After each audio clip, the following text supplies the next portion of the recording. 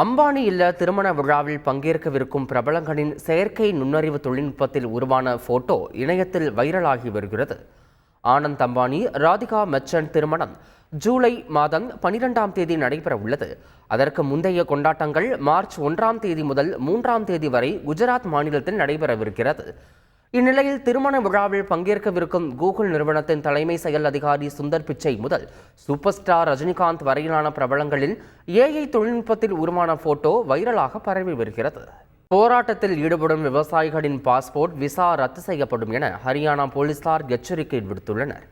டெல்லியை நோக்கி நடைபெற்ற பேரணியில் வன்முறையை தூண்டிய விவசாயிகள் மீது கடும் நடவடிக்கை எடுக்கப்படும் என்றும் போலீசார் தெரிவித்துள்ளனர்.